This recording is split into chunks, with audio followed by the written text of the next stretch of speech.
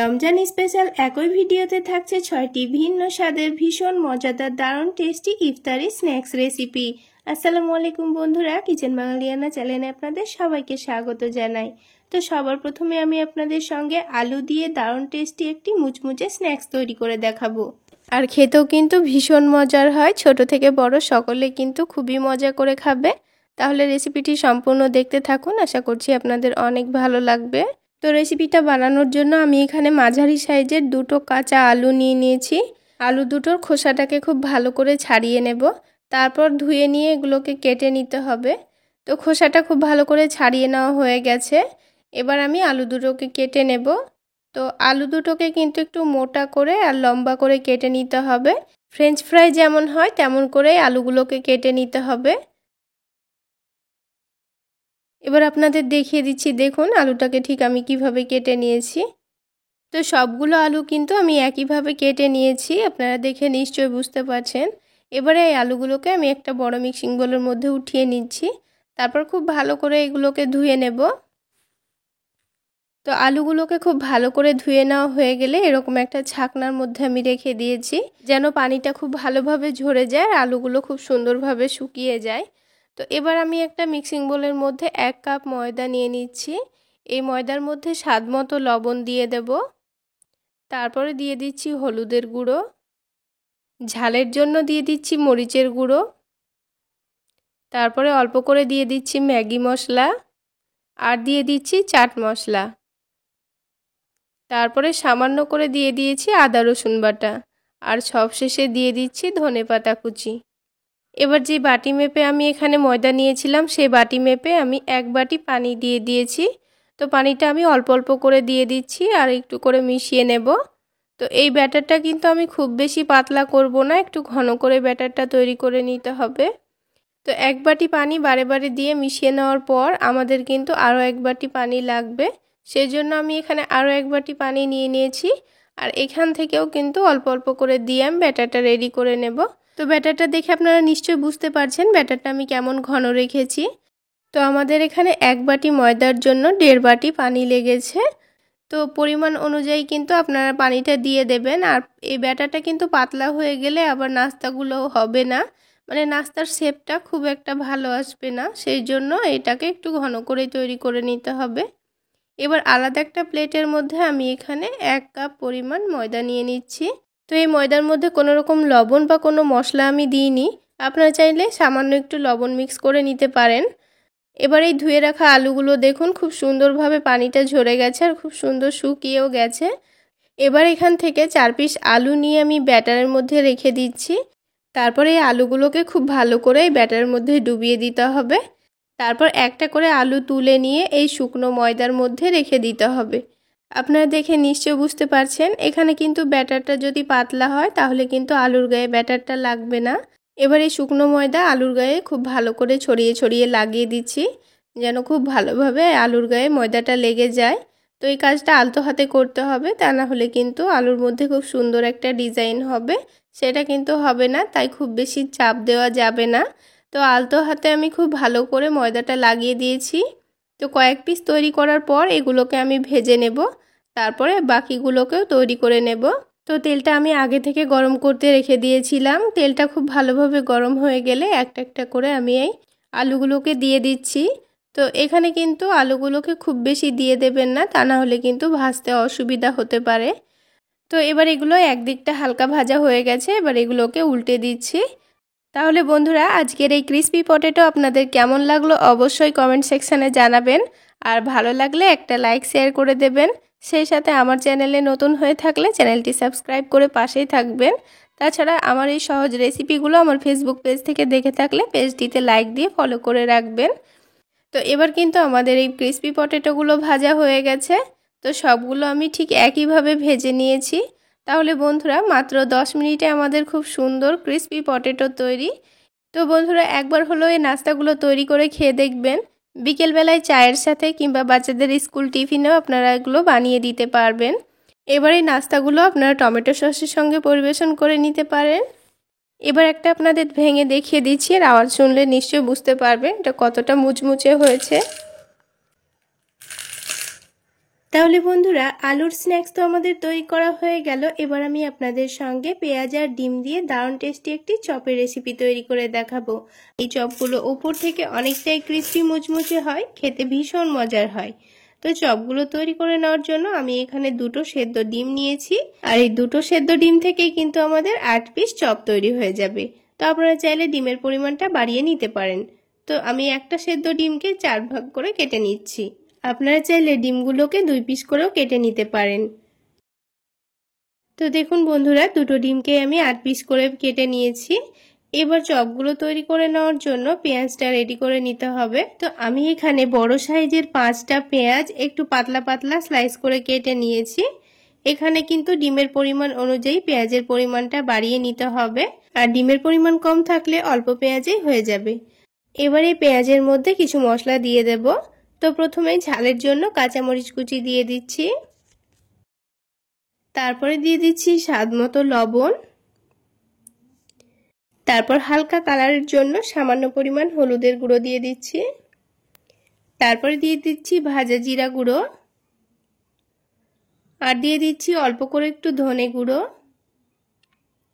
আর সবশেষে দিয়ে দিচ্ছি চাট মশলা। চাট মশলা দিলে চপগুলো খেতে ভীষণ ভালো লাগবে, তবে হাতের কাছে না থাকলে না দিলেও চলবে। এবার পেঁয়াজের সঙ্গে মশলাগুলোকে একটু ভালো করে হাত দিয়ে চেপে চেপে মাখিয়ে নিতে হবে। একটু ভালো করে মাখিয়ে নিলে কিন্তু পেঁয়াজটা অনেকটাই নরম হয়ে যাবে, এর মধ্যে হালকা হালকা পানি ছেড়েও আসবে। তো দেখুন 2-1 মিনিট একটু ভালো করে মাখিয়ে নিয়েছি, আর পেঁয়াজটা কিন্তু আগের থেকে অনেকটাই নরমও হয়ে গেছে। এবার বাইন্ডিংয়ের জন্য এখানে দিয়ে দেব 2 টেবিল চামচ পরিমাণ বেসন, আর চপগুলো একটু মুচমুচে তৈরি করে নেওয়ার জন্য দিয়ে দিচ্ছি 2 টেবিল চামচ পরিমাণ চালের গুঁড়ো। আপনারা চাইলে চালের গুঁড়োর পরিবর্তে এখানে কর্নফ্লাওয়ারও দিতে পারেন, আর যদি এখানে চালের গুঁড়ো না দিতে চান তাহলে বেসনের পরিমাণটা একটু বাড়িয়ে নেবেন। তো বেসন আর চালের গুঁড়ো দিয়ে পেঁয়াজটা মাখিয়ে নেওয়ার সময় কিন্তু আপনাদের অল্প একটু পানিও লাগতে পারে, তবে আমার কিন্তু একটুও পানি লাগেনি, আমি এটা দিয়ে খুব ভালো করে মাখিয়ে নিয়েছি। তো দেখুন খুব সুন্দর করে আঠালো করে মাখিয়ে নেওয়া হয়ে গেছে। এবার হাতটা ধুয়ে নিয়ে আমি আপনাদের চপগুলো তৈরি করে দেখিয়ে দিচ্ছি।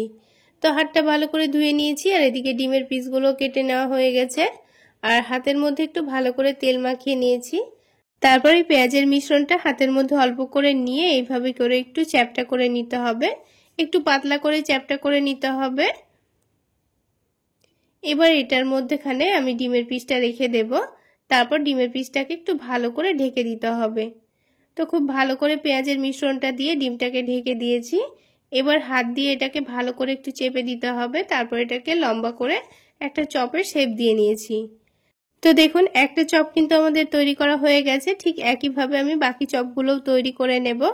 তো বন্ধুরা, আজকের এই পেঁয়াজ ডিমের চপ আপনাদের কেমন লাগলো অবশ্যই কমেন্ট সেকশনে জানাবেন, আর ভালো লাগলে একটা লাইক শেয়ার করে দেবেন। সেই সাথে আমার ইউটিউব চ্যানেল থেকে দেখে থাকলে চ্যানেলটি সাবস্ক্রাইব করে দেবেন, আর ফেসবুক পেজ থেকে দেখে থাকলে পেজটি ফলো করে দেবেন। তো সবগুলো চপ তৈরি করা হয়ে গেলে এবার চপগুলোকে ভেজে নেব। তো তার জন্য প্যানের মধ্যে আগে থেকে একটু ভালো করে তেল গরম করে নিয়েছি। তেলটা একটু ভালো করে গরম করে নিয়ে চপগুলো একটা একটা করে তেলের মধ্যে ছেড়ে দিচ্ছি। চপগুলো তেলের মধ্যে ছাড়ার সময় গ্যাসের ফ্লেমটা একটু বাড়িয়ে রেখে চপগুলোকে ছেড়ে দিতে হবে। তারপর এখানে গ্যাসের ফ্লেমটা মিডিয়ামে রেখে চপগুলোকে একটু সময় নিয়ে ভেজে নিতে হবে। তো চপগুলোর একদিকে কালার একটু ভালোভাবে চলে আসলে আমি এগুলোকে উল্টে দিয়েছি। চপগুলো উল্টে দেওয়ার পর দুই দিকে যখন খুব সুন্দর কালার চলে আসবে তখন গ্যাসের ফ্লেমটা লোতে রেখে 2 থেকে 3 মিনিট সময় নিয়ে এই চপগুলোকে ভেজে নিতে হবে। তাহলে চপের ভেতরটা খুব সুন্দর ভাজা ভাজা হবে, একটুও কাঁচা মনে হবে না, আর ওপর থেকে চপগুলো কিন্তু অনেকটাই ক্রিস্পি তৈরি হবে। তো দেখুন চপের কালারটা কিন্তু খুব সুন্দর চলে এসছে। এবার তেলটা ঝরিয়ে নিয়ে একটা একটা করে চপগুলোকে আমি তুলে নিচ্ছি। তাহলে বন্ধুরা দেখলেন তো কত অল্প সময়ের মধ্যেই চপগুলো তৈরি করে নেওয়া হয়ে গেল। এই পদ্ধতিতে একবার হলো বানিয়ে খেয়ে দেখবেন, খেতে ভীষণ মজার হয়। মাত্র 10 মিনিটের মধ্যে একসঙ্গে অনেকগুলো চপ আপনারা তৈরি করে নিতে পারবেন। এবার একটা চপ আমি আপনাদের ভেঙে দেখিয়ে দিচ্ছি এর ভেতরটা, আর আওয়াজ শুনলেই বুঝতে পারবেন চপগুলো কতটা ক্রিস্পি হয়েছে। তাহলে বন্ধুরা পেঁয়াজ ডিমের চপ তো তৈরি করা হয়ে গেল, এবার আমি আপনাদের ডিমের জালি কাবাব তৈরি করে দেখাবো। তো এই জালি কাবাবগুলো বানানোর জন্য আমি এখানে 2টো সেদ্ধ ডিম নিয়েছি, তার সাথেই একটা সেদ্ধ আলু নিয়েছি। আমি এখানে অল্প করে জালি কাবাবগুলো বানিয়ে নেব, তাই এখানে দুটো ডিম নিয়ে নিয়েছি। আপনারা ডিমের পরিমাণ বাড়িয়ে নিতে পারেন, তবে ডিমের পরিমাণের থেকে আলুর পরিমাণটা একটু কম থাকবে। তো সবার প্রথমে আলুটাকে আমি গ্রেট করে নিচ্ছি। আপনারা চাইলে ম্যাশার দিয়ে ম্যাশ করেও নিতে পারেন। তো আলুটা খুব ভালোভাবে গ্রেট করা হয়ে গেলে এবার এখানে আমি ডিম দুটোকেও গ্রেট করে নেব। তো ডিমটাকে আপনারা চাইলে কুচি কুচি করে কেটে নিতেও পারেন, তবে আমার কাছে ডিম দুটোকে গ্রেট করে নেওয়াই সুবিধা মনে হয়েছে। তো দেখুন ডিম দুটো কিন্তু খুব ভালোভাবে গ্রেট করা হয়ে গেছে। এবার এখানে দিয়ে দেব পেঁয়াজ বেরেস্তা।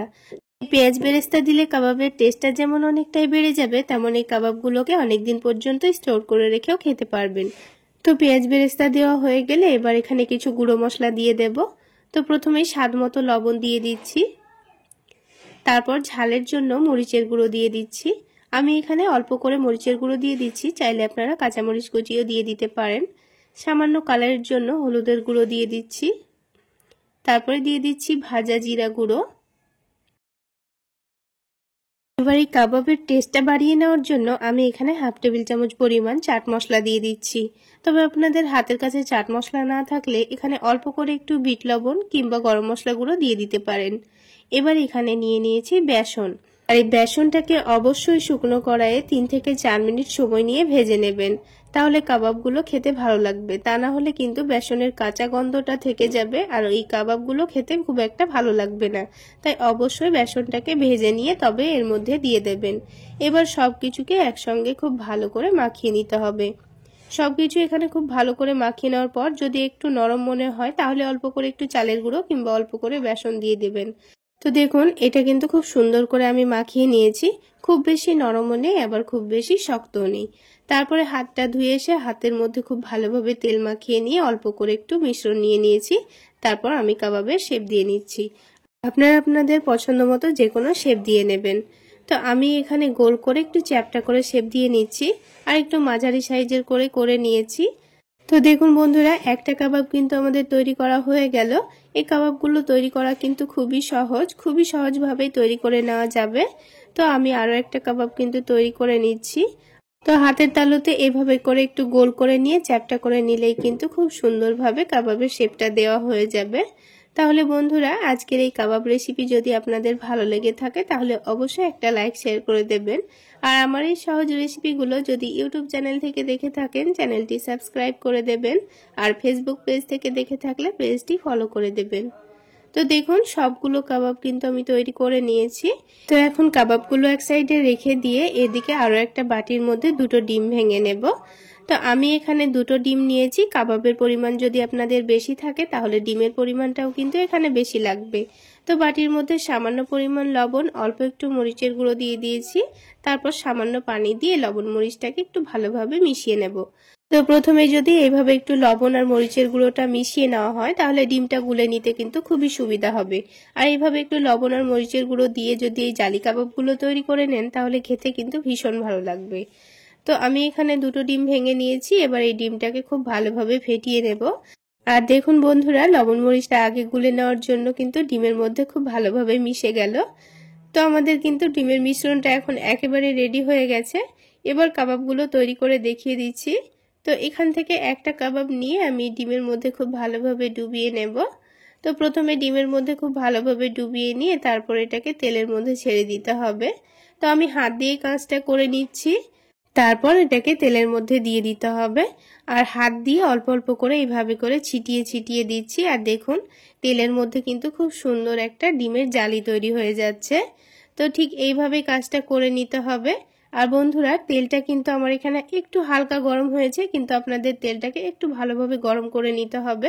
তারপর গ্যাসের ফ্লেমটা মিডিয়ামে রেখে কাবাবগুলো ভেজে নিতে হবে।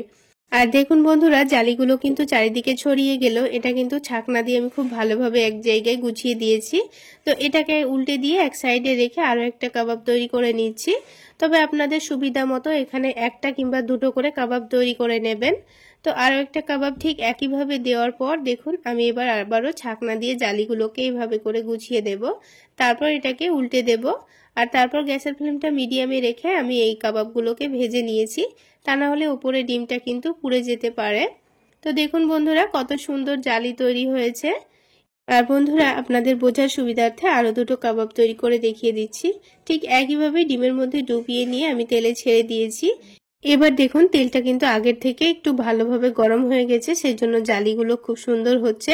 আর তেলটা উপর থেকে এইভাবে একটু ছড়িয়ে ছড়িয়ে দেবেন, তাহলে কিন্তু জালিগুলো আরও ভালো তৈরি হবে।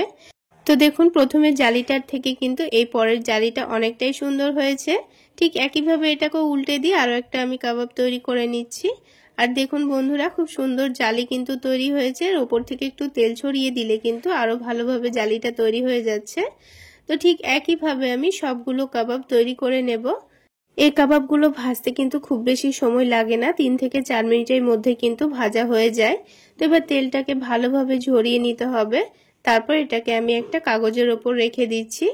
তাহলে বন্ধুরা এই রমজান মাসে আমার রিকোয়েস্ট রইল, একবার হলো এভাবে জালি কাবাব তৈরি করে খেয়ে দেখবেন, খেতে কিন্তু ভীষণ মজার হয়। আর এই জালি কাবাবগুলো দেখতেও অনেকটা লোভনীয় হয়।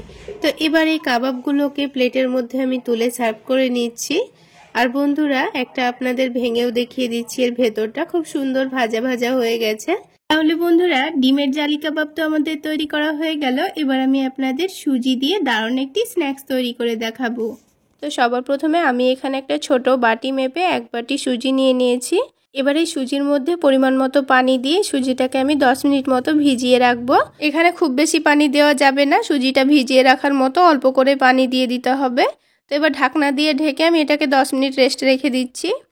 তো 10 মিনিট পরে দেখুন সুজিটা কিন্তু আগের থেকে অনেকটাই ফুলে উঠেছে আর পানিটা কিন্তু পুরোটাই টেনে নিয়েছে আর সুজিটা কিন্তু অনেকটা নরমও হয়ে গেছে। এবার আমি এই সুজির মধ্যে আটা দিয়ে দিচ্ছি। তো এখানে আমি খুব বেশি আটা দেব না, 2 চা চামচ মতো আটা দিয়ে দেব। তো আটাটা দিয়ে খুব ভালো করে মিক্স করে নিতে হবে। তো এবার এই সুজির সঙ্গে আটাটা খুব ভালো করে মিক্স করে নিয়েছি। আর এই সুজির মধ্যে কিন্তু এক্সট্রাভাবে আমি কোনো রকম পানি ব্যবহার করিনি। এই ব্যাটারটা একটু ঘন করে রাখতে হবে। তারপর এর মধ্যে আমি কিছু সবজি দিয়ে দেব। তো আমি এখানে 1/2 কাপ পরিমাণ পেঁয়াজ কুচি দিয়েছি, 1/2 কাপ পরিমাণ আলু কুচি, তার সাথে 1/2 কাপ পরিমাণ গাজর কুচি, আর দিয়ে দিয়েছি 2 টেবিল চামচ পরিমাণ টমেটো কুচি, আর ঝালের পরিমাণ অনুযায়ী কাঁচামরিচ কুচি, তার সাথে দিয়ে দিয়েছি চিলি ফ্লেক্স 1 চা চামচ, আর দিয়ে দিচ্ছি 2 চা চামচ মতো ধনেপাতা কুচি। তারপরে 1/2 চা চামচ পরিমাণ জিরা দিয়ে দিচ্ছি। এবার দিয়ে দেব স্বাদ মতো লবণ। তারপরে দিয়ে দেব 1/2 চা চামচ পরিমাণ চিনি। এখানে চিনিটা দিলে খেতে খুবই ভালো লাগবে। আর 1 চা চামচ মতো দিয়ে দিচ্ছি চাট মশলা। এবার এখানে লেবুর রস দিয়ে দেব। তো আমি এখানে 1 পিস লেবু নিয়েছি। এবার এটাকে খুব ভালো করে চিপে রসটা দিয়ে দিলাম। তো তারপরে এটাকে খুব ভালো করে মিক্স করে নিতে হবে। তো এই সবজিগুলো মিক্স করার সময় যদি আপনাদের মনে হয় একটু করে পানি দিতে হবে, সেক্ষেত্রে সামান্য একটু পানি দিতে পারেন। তো আমি কিন্তু কোনো রকম পানি ব্যবহার করিনি, ঘন করেই কিন্তু ব্যাটারটা রেডি করে নিয়েছি। এবার নাস্তাগুলো তৈরি করে নেব। সেই জন্য একটা প্যানের মধ্যে পরিমাণ মতো তেল দিয়ে দিচ্ছি। এবার তেলটা হালকা করে গরম করে নেওয়ার পর 1 চামচ করে ব্যাটারটা তুলে তেলের মধ্যে দিয়ে দেব। তো আমি এখানে নাস্তাগুলো ছোট ছোট করে ভেজে নিচ্ছি, আপনারা চাইলে বড় করেও ভেজে নিতে পারেন। তো এখানে আমি ছোট ছোট করে একটু ক্রিস্পি করে নাস্তাগুলো ভেজে নেব। খেতে কিন্তু অনেকটাই টেস্টি হবে, অনেকটাই মুচমুচে হবে। তো বন্ধুরা আজকের এই নাস্তার রেসিপি আপনাদের কেমন লাগলো অবশ্যই কমেন্ট সেকশানে জানাবেন। আর ভালো লাগলে একটা লাইক শেয়ার করে দেবেন। সেই সাথে আমার চ্যানেলে নতুন হয়ে থাকলে চ্যানেলটি সাবস্ক্রাইব করে পাশে থাকা বেল আইকনে একটা প্রেস দিয়ে দেবেন। এতে করে আমি যখনই কোনো নতুন ভিডিও আপলোড দিব সবার আগে নোটিফিকেশান পেয়ে যাবেন। এবার আমি নাস্তাগুলোকে লো আঁচে 3 থেকে 4 মিনিট এভাবে রেখে দিয়েছিলাম। তো দেখুন একদিক কিন্তু খুব সুন্দরভাবে ভাজা হয়ে গেছে। এবার এটাকে উল্টে দিলাম আর লো আঁচে আবারও কিন্তু আমি এগুলোকে 3 থেকে 4 মিনিট সময় নিয়ে ভেজে নেব। তো আমি এই নাস্তাগুলোকে লো আঁচে একটু সময় নিয়ে মুচমুচে করে ভেজে নিয়েছি। তো এভাবে ভেজে নিলে কিন্তু নাস্তাগুলো অনেকটাই মুচমুচে হবে, খেতে কিন্তু দারুণ টেস্টি হবে। এবার নাস্তাগুলো খুব সুন্দর একটা কালার চলে এসছে। এবার আমি এগুলোকে তুলে নিচ্ছি। তো তেলটা খুব ভালো করে ঝরিয়ে নিয়ে এগুলোকে তুলে নেব। তো বাকি নাস্তাগুলোকেও ঠিক একইভাবে ভেজে নেব। আর বন্ধুরা আমার এই সহজ রেসিপিগুলো যদি আমার ফেসবুক পেজ থেকে দেখে থাকেন তাহলে পেজটিতে লাইক দিয়ে ফলো করে রাখবেন। তো সবগুলো নাস্তা কিন্তু আমার ভাজা হয়ে গেল। এবার এই নাস্তাগুলোকে আমি টমেটো সসের সঙ্গে পরিবেশন করে নিচ্ছি। আর বন্ধুরা দেখুন নাস্তাগুলো কিন্তু দেখতে কতটা লোভনীয় হয়েছে, খেতেও কিন্তু অনেকটাই মুচমুচে হয়েছে। এবার আমি আপনাদের একটা ভেঙে দেখিয়ে দিচ্ছি, আওয়াজ শুনলে বুঝতে পারবেন কতটা মুচমুচে হয়েছে।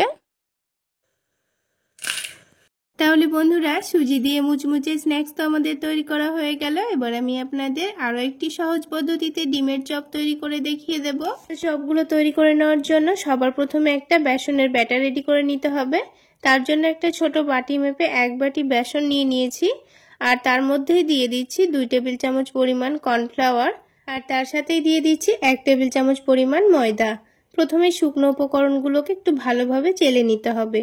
যদি শুকনো উপকরণগুলোকে একটু চেলে নেন তাহলে এই ব্যাটারটা তৈরি করতে একটু অসুবিধা হবে না, খুব সুন্দরভাবে ব্যাটারটা তৈরি হয়ে যাবে, আর এই ব্যাটারের মধ্যে একটুও দলাভাব থাকবে না। তাই অবশ্যই ব্যাটারটা তৈরি করার সময় এভাবে শুকনো উপকরণগুলোকে একটু চেলে নেবেন। তো খুব ভালোভাবে চেলে নেওয়া হয়ে গেলে এবার এখানে কিছু মশলা দিয়ে দেব।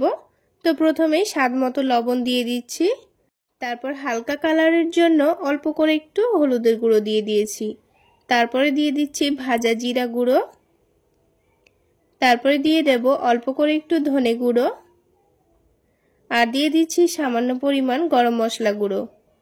এবার ঝালের জন্য কাঁচামরিচ কুচি দিয়ে দিচ্ছি, আপনারা চাইলে এখানে গুঁড়ো মরিচও দিয়ে দিতে পারেন। এবার সবশেষে অল্প করে একটু আদা রসুন বাটা দিয়ে দেব।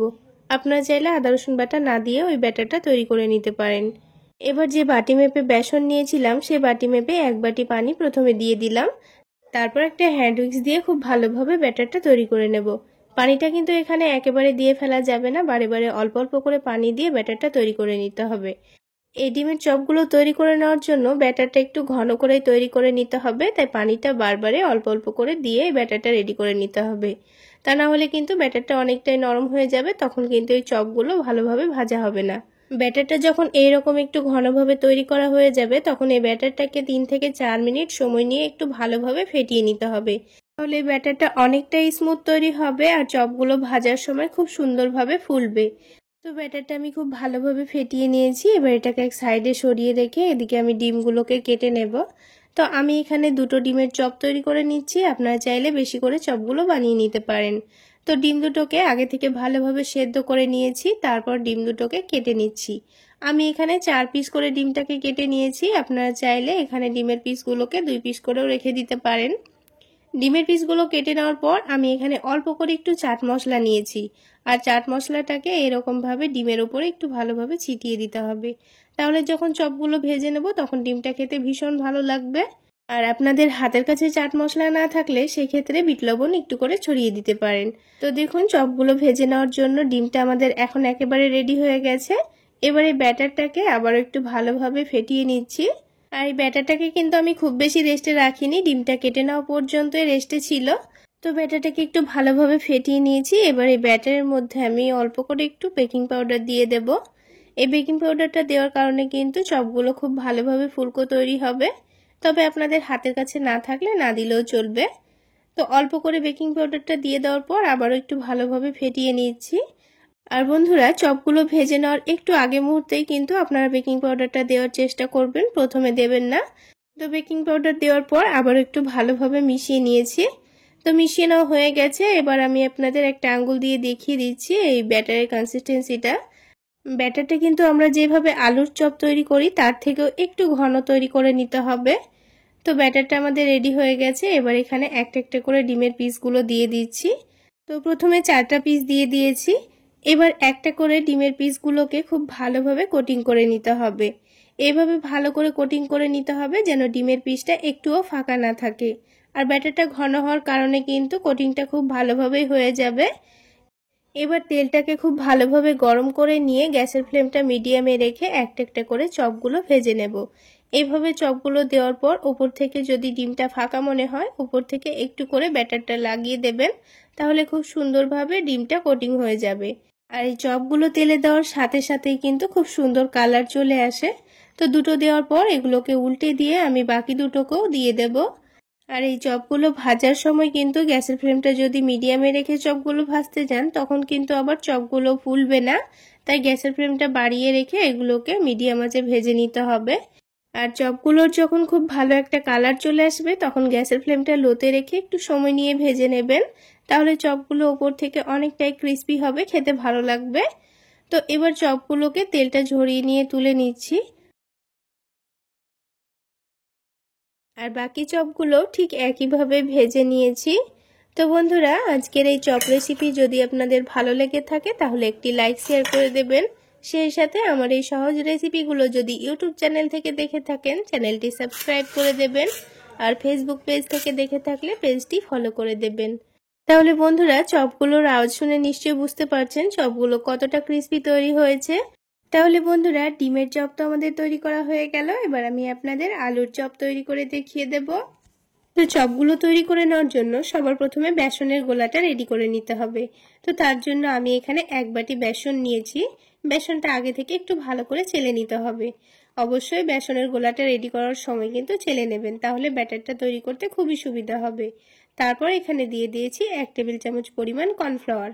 হাতের কাছে কর্নফ্লাওয়ার না থাকলে চালের গুঁড়ো দিয়ে দেবেন, তাহলে এই চপগুলো উপর থেকে অনেকটাই ক্রিস্পি হবে। এবার এখানে কিছু গুঁড়ো মশলা নিয়ে নিয়েছি স্বাদ মতো লবণ, ঝালের জন্য মরিচের গুঁড়ো নিয়ে নিয়েছি, সামান্য একটু রেড ফুড কালার নিয়ে নিয়েছি, হলুদের গুঁড়ো নিয়েছি, আর ভাজা জিরা গুঁড়ো নিয়েছি। আপনাদের হাতের কাছে চাট মশলা থাকলে নিয়ে নিতে পারেন, খেতে ভীষণ ভালো লাগবে। এবার সবকিছু মশলাগুলো দিয়ে এরপর দিয়ে দিচ্ছি অল্প করে একটু আদা রসুন বাটা। তারপর বারে বারে অল্প অল্প করে পানি দিয়ে একটা ঘন ব্যাটার তৈরি করে নেব। তো পানিটা কিন্তু একেবারে দিয়ে ফেলা যাবে না, বারে বারে অল্প অল্প করে দিয়ে ব্যাটারটা তৈরি করে নেবেন, আর ব্যাটারের মধ্যে যেন একটুও লাম্পস না থাকে। তো আমি এখানে একটা হ্যান্ড উইক্স দিয়ে খুব ভালো করে ব্যাটারটা তৈরি করে নিচ্ছি। আপনারা হাত দিয়েও ব্যাটারটা তৈরি করে নিতে পারেন। প্রথমে ব্যাটারটাকে একটু ঘন করে তৈরি করে নিয়ে 4 থেকে 5 মিনিট খুব ভালোভাবে ফেটিয়ে নিতে হবে। তো আমি খুব ভালো করে ফেটিয়ে নিয়েছি। ব্যাটারটা যত ভালো করে ফেটাবেন চপগুলো ততটাই ফুলকো তৈরি হবে। তো আমি 3 থেকে 4 মিনিট খুব ভালোভাবে ফেটিয়ে নিয়েছি। এবার এই ব্যাটারটাকে আমি এক সাইডে রেখে দিচ্ছি, আর ততক্ষণে আলুর চপ তৈরি করে নেওয়ার জন্য এখানে আলুগুলোকে রেডি করে নেব। তো আগে থেকে 2টো আলু সেদ্ধ করে নিয়েছি। আলুটাকে একটা কাঁটা চামচ দিয়ে খুব ভালো করে ম্যাশ করে নিয়েছি। আলুটা ভালোভাবে ম্যাশ করা হয়ে গেলে এবার কড়াইয়ের মধ্যে 2 টেবিল চামচ পরিমাণ সরিষার তেল দিয়ে দিলাম। তেলটা ভালোভাবে গরম হয়ে গেলে এবার এখানে দিয়ে দেব পেঁয়াজ কুচি। এবার পেঁয়াজটাকে কিছুক্ষণ নাড়াচাড়া করে নিয়ে হালকা লালচে করে ভেজে নিতে হবে। তো দেখুন, কিছুক্ষণ নাড়াচাড়া করার পর পেঁয়াজটা কিন্তু হালকা লালচে করে ভাজা হয়ে গেছে। এবার এই পেঁয়াজের মধ্যে আমি দিয়ে দেব আদা রসুন বাটা। তো এখানে আমি সামান্য পরিমাণ আদা রসুন বাটা দিয়ে দিচ্ছি। তারপর এটাকে আবার ভালো করে ভেজে নিতে হবে। তো আদা রসুনের কাঁচা গন্ধ যাওয়া পর্যন্ত আদা রসুনটাকে খুব ভালো করে ভেজে নিতে হবে। আর আদা রসুনটা ভাজতে ভাজতে পেঁয়াজটাও কিন্তু লালচে করে ভাজা হয়ে যাবে। তো দেখুন, পেঁয়াজটা কিন্তু খুব সুন্দর লালচে করে ভাজা হয়ে গেছে। এবার এখানে যে আলুটা আমি ম্যাশ করে রেখেছিলাম পুরোটাই দিয়ে দিচ্ছি। এবার আলুর সঙ্গে পেঁয়াজ ভাজাটাকে খুব ভালো করে মিশিয়ে নিতে হবে। খুব ভালোভাবে মিশিয়ে নেওয়া হয়ে গেলে তারপর এখানে কিছু গুঁড়ো মশলা দিয়ে দেব। তো দেখুন, পেঁয়াজের সঙ্গে কিন্তু আলুটাকে খুব ভালোভাবে মিশিয়ে নিয়েছি। এবারে এই আলুর মধ্যে কিছু মশলা দিয়ে দেব। তো আমি এখানে সামান্য পরিমাণ হলুদের গুঁড়ো নিয়েছি, স্বাদ মতো লবণ, ভাজা জিরা গুঁড়ো নিয়েছি, অল্প একটু চাট মশলা নিয়েছি, মরিচের গুঁড়ো নিয়েছি, আর স্বাদ মতো বিট লবণ নিয়েছি। তারপর পুরো মশলাটা এই আলুর মধ্যে দিয়ে দেব। তারপর খুব ভালো করে নাড়াচাড়া করে মশলার সঙ্গে মিশিয়ে নিতে হবে। কিছুক্ষণ খুব ভালো করে মিশিয়ে নিলেই কিন্তু এই আলুর পুরটা রেডি হয়ে যাবে। তো বন্ধুরা, আলুর চপের জন্য আলুর পুর তো আমরা নানান রকম ভাবে বানিয়ে থাকি। তো একবার এই পদ্ধতিতে বানিয়ে খেয়ে দেখবেন, খেতে কিন্তু ভীষণ মজার হয়। তো আলুর পুরটা কিন্তু আমাদের রেডি করা হয়ে গেছে। এবার এটাকে একটা প্লেটের ওপর নামিয়ে নিচ্ছি। তো নামিয়ে এটাকে ঠান্ডা করে নেব, তারপর আলুর চপগুলো তৈরি করে নেব। তো এটা ঠান্ডা হতে হতে ব্যাটারটা আবারও রেডি করে নেব। এবার এই বেসনের ব্যাটারটা কিছুক্ষণ রেস্টে রাখার পর এটার মধ্যে আমি সামান্য পরিমাণ পানি দিয়ে আবারও খুব ভালো করে ফেটিয়ে নিয়েছি। এবার এই বেসনের মধ্যে 2 টেবিল চামচ পরিমাণ গরম তেল দিয়ে দিচ্ছি। তারপর খুব ভালো করে মিশিয়ে নেব। এখানে গরম তেলটা দিলে কিন্তু চপগুলো ভাজার সময় চপের মধ্যে খুব একটা তেল টানবে না। তো দেখুন বন্ধুরা, চপের ব্যাটারের কনসিস্টেন্সিটা ঠিক এইরকম ভাবে তৈরি করে নিয়েছি। তো আমি একটা আঙ্গুল দিলে আঙ্গুলটা খুব সুন্দরভাবে কোট হয়ে যাবে। আপনারা দেখে নিশ্চয়ই বুঝতে পারছেন। তো ঠিক এইভাবে ব্যাটারটা রেডি করে নিতে হবে। এদিকে চপ তৈরির জন্য আলুর পুরটা ঠান্ডা হয়ে গেছে, আর আলাদা একটা প্লেটের মধ্যে অল্প একটু চালের গুঁড়ো নিয়েছি। চালের গুঁড়োটা হাতের মধ্যে নেব, তারপর এই চপের শেপগুলো আমি দিয়ে দেব। আপনারা চাইলে চালের গুঁড়োর পরিবর্তে এখানে ময়দাও নিতে পারেন। তো হাতের মধ্যে অল্প করে চালের গুঁড়ো মাখিয়ে নিয়ে অল্প করে আলুর মিশ্রণটা নিয়ে এখানে চপের শেপ দিয়ে নিচ্ছি। তো গোল বল তৈরি করে নিয়ে একটু করে চ্যাপটা করে দিচ্ছি। তো সবগুলো চপ তৈরি করে নেওয়ার পর এবার আমি বেসনের ব্যাটারে ডুবিয়ে দিয়ে তেলে ছেড়ে দেব। তাহলে কিন্তু খুব সুন্দরভাবে চপগুলো তৈরি হয়ে যাবে।